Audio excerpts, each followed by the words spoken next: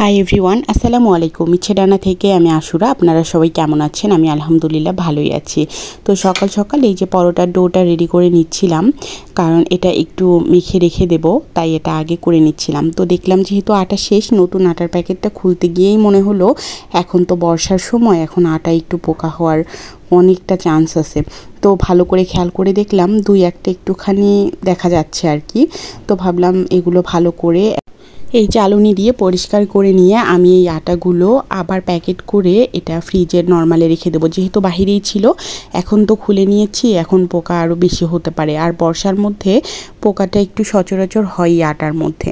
তো একবারে অনেক আটা নিলে একটু ঝামেলা হয়। আসলে এগুলো একজন দিয়েছে, তো আমার বড় বোন দিয়েছে, তাই এগুলো এক করতে অনেকগুলো আটা। তো এটাই লাস্ট প্যাকেট। তারপরেও 5 কেজি খেতে অনেক দিন সময় লেগে যায়। তো আমি এই তো পরোটাগুলো করে নিয়েছি, এখন পরোটাগুলো ভেজে নিব। আর পরোটা খাওয়া হবে ওই তো কালকের কিছুটা ভুড়ির তরকারি রয়ে গিয়েছে, রেখে দেওয়া হয়েছে, ওটা দিয়ে আজকে পরোটাটা খাওয়া হবে। তো এই তো আমি পরোটা ভেজে নিচ্ছি। সকাল সকাল এত বেশি গরম, আর এত বেশি গরম পড়ে গেছে, কেমন যেন সময়গুলো একেবারেই অন্যরকম। অন্যান্য সময় বলতে অন্যান্য বছর এই সময়গুলোতে অনেকটা বৃষ্টি হয় মোটামুটি, কিন্তু এই বছর আগে ভাগেই এত পরিমাণ বৃষ্টি হয়ে গেছে, এখন এদিকে তেমন কোনো বৃষ্টি নেই। বারবার আকাশ মেঘলা হয়ে আসে, কিন্তু বৃষ্টি আর আসে না। তো মনে হচ্ছে যদি আজকে বৃষ্টি নামতো, খুব বেশি এক স্বস্তি পাওয়া যেত। এত বেশি যেটা বলার বাহিরে, কারণ এখন ফ্যানের নিচেও থাকলে গরম লাগছে, গা ঘেমে যাচ্ছে, কোনো কাজ তো করাই যাচ্ছে না। তো তাই ভাবছি আজকে দুপুরের রান্নাটাও একটু সাদাসিধে রান্না করব, যেহেতু কালকে এই তো ভুড়ি ভুনা খাওয়া হয়েছে, ভারী খাবার। তো এগুলো আবার সকালে খাচ্ছি পরোটা, তো আমি এক পিস খেয়ে নেব এই ভুড়িটা দিয়ে, যেহেতু আমি খেতে পছন্দ করি, তো স্বাস্থ্যকর না হলেও খেতে হচ্ছে এই আর কি। তারপর মাশাআল্লাহ এই যে আমার গাছের চাল কুমড়োটা, এটা রশি দিয়ে বেঁধে রাখা হয়েছিল যাতে এটা গাছটা নষ্ট না হয়ে যায়। তো আমি এটা কেটে নিলাম, দেখতে কিন্তু একদমই লাউয়ের মতো হয়ে গেছে। তারপর আমার হাজব্যান্ডকে খেতে দিয়েছি। তো আমি কাটাকুটি সব রেডি করে নিয়ে আজকে এই তো মাছের সিদ্ধ ভর্তাটা করব। তো এই মাছগুলো না চাষের ছিল, এই জন্য খেতে খুব একটা ভালো ছিল না। অন্যান্য সময় যখন এই মাছগুলো পাওয়া যেত পুকুর উঠানোর পর, ওই মাছগুলো এত বেশি স্বাদ হতো, এখন কিন্তু এগুলো খেতে এত বেশি ভালো লাগে না।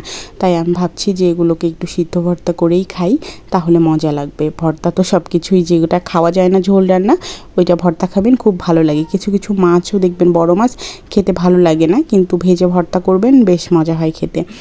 যাই হোক, কথা বলতে বলতে এই তো মাছটা রেডি করে দিলাম, ওটা ওইদিকে সিদ্ধ হচ্ছে। তারপর এদিক থেকে আমি একটুখানি কই মাছ এখানে রান্না করব। 5 পিস কই মাছ আছে, এটাই রান্না করব আজকে। তো এটা দিয়ে আমি আমার গাছের চাল কুমড়ো যেটা আছে ওটা একটু ঝোল রান্না করব। তো আমি এখানে সব মশলাগুলো দিয়ে এটা কষিয়ে নিয়ে মাছটা রান্না করি, পুরোটা দিয়েই কুমড়োটুকু রান্না করব, যেহেতু অল্প মাছ আজকে এগুলোই খাওয়া হবে। সবজি, কারণ সবজিটা খেতে হচ্ছে, এত বেশি গরম, আসলে গুরুপাক জাতীয় খাবারগুলো খেতে ইচ্ছে করছে না। বেশি মশলার খাবারগুলো সত্যি ক্ষতিকর হয়ে যাচ্ছে, কারণ টানা এত বেশি গরম, সুস্থ থাকারও তো প্রয়োজন আছে সবার।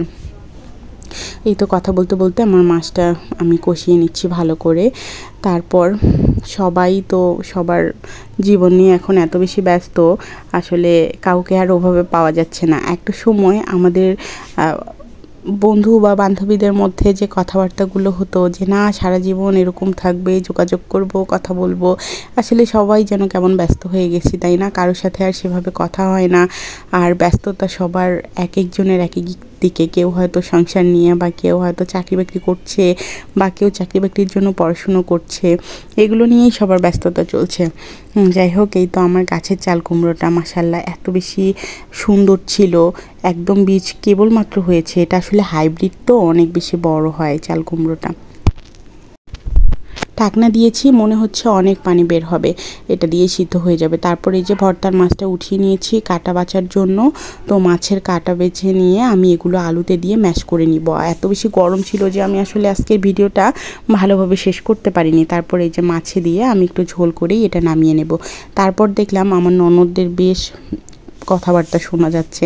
তো তারপর বেরিয়ে দেখি ওরা গাছ থেকে আমড়া পাড়ছিল। আমড়াগুলো এখনও ছোট, তো তারপরেও ওদের খেতে ইচ্ছে করেছে আর কি। ওরা সবাই পেরে নিয়ে একদম গোটা গোটাই কেটে নিয়েছে, এখনও ভিতরের আটিটা হয়নি ওভাবে, তবে খেতে খুব একটা ভালো লাগেনি, কারণ এগুলো এখনও ছোট।